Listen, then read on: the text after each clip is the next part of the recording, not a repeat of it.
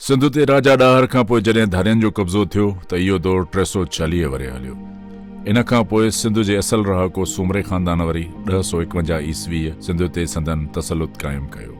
जन जी हुकूमत अटकल 300 वरे खनि हली। सूमरे कबीले लाइ 2 रिवायतूं मशहूरु आहिनि। हिकु महज़ जज़्बाती आहे, जंहिं मूजिबि हिननि खे अलवी ख़ानदान जे अरबी नसल मां शुमार कयो वञे थो। हिते कुझु वक़्त खां आम दस्तूर थी वियो आहे त सभु को पाण खे ज़ोर मस करे वञी अरबनि सां शुमार करे थो। इन लाइ 2 करण जवाबदार हुआ। हिकु त अरब घणो वक़्तु हाकिम रहिया हुआ, ॿियो त हाणे माण्हुनि जी अक्सरियत मुस्लमान थी वई आहे। इन करे मज़हबी जज़्बे हेठि अरब सॾाइण खे हू फ़ख़ुरु सम्झंदा आहिनि। हिननि खे कहिड़ी ख़बर त अरबनि जा वॾा बदवी ऐं बुत परस्त हुआ। संदन वॾा आर्या नसुल मां राजपूत ऐं मुहज़िब हुआ, पर मज़हबी जुनून सभु कम कराए थी।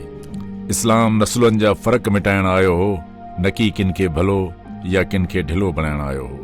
रसूल मक़बूल सलम जो चवणु आहे त जंहिंखे संदन अमलनि पोइते धिकियो आहे, उनखे संदसि नसुल अॻिते करे नथो सघे। इन करे मकानी माण्हुनि मां सूमरनि, समन, बलोचनि, पठाननि सभिनी तारीख़ जे सही हक़ीक़तुनि ख़िलाफ़ पाण खे अरब नसुल मां सॾाइण शुरू कयो। इहो ॾोह न सिर्फ़ रवाजी माण्हुनि खां सरज़द थियो, पर सैयद, पीर, आलिम ऐं मुखिया कबीला बि इन जे जुर्म जा मुर्तकिब आहिनि।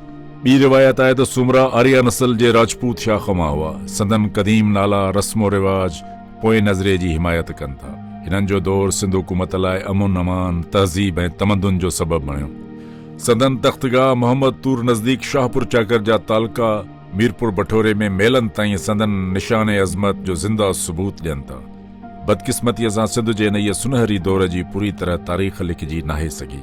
मुख़्तलिफ़ तारीख़ुनि जा चंद टुकड़ा गॾे कुझु अहवाल मालूम करे सघिजे थो, लेकिन हिन ॻाल्हि जी अज़हद ज़रूरत आहे त के मुहिब वतन इन समूरे मसइले ते तफ़्तीश खोजना करे इन दौर जी मुकमिल तारीख़ लिखनि। इन लाइ विघियाकोट, मोहम्मद तूर ऐं ॿियनि सूमरनि जे दौर वारनि फिटल शहरनि जी खोटराई, मुख़्तलिफ़ तारीख़ जो मुतालियो, ॾंद कथाउनि, रस्मो रिवाज, रूमानी अफ़साननि ऐं समाजी दस्तूरनि मां घणी मालूमात हथ करे सघिजे थी। इहा हक़ीक़त आहे त ससुई पुनू, मोमल राणे, लीला चनेसर ऐं उमर मारवी जा किस्सा इन ई दौर जा वाक़िआ आहिनि, जन ते शाइरनि, ख़ासि तरह शाह अब्दुल लतीफ़ रहमतुल्लाह संदसि शेर में इन्हनि जे विसरियल कहाणियुनि खे ज़िंदा करण जी कोशिशि कई आहे। आम दस्तूर इहो हूंदो आहे त शाइर अक्सरी मुल्क जे बहितरीन दौर जी रिवायात ज़िंदा रखण लाइ चंद मिसालनि खे वठी तबाह आज़माई कंदा आहिनि। इन कबीले जी हुबुल वतनी, हिम्मत, गैरत ऐं क़ौमी किरदार जूं रिवायतूं ज़बान ज़दा आम आहिनि।